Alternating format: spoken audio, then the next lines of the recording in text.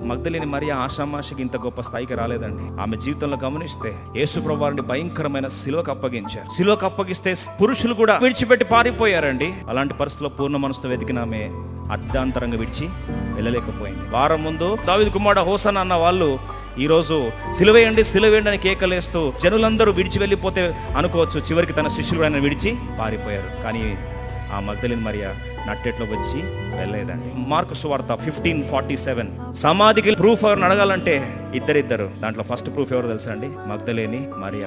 ఆదివారం ఇంకను చీకటిగా ఉన్నప్పుడు స్త్రీలో అని రాయబడలే, మగ్దలేని మరియ ముందే వచ్చేసిందండి. రాత్రి నిద్ర పట్టట్లేదు ఆమెకి.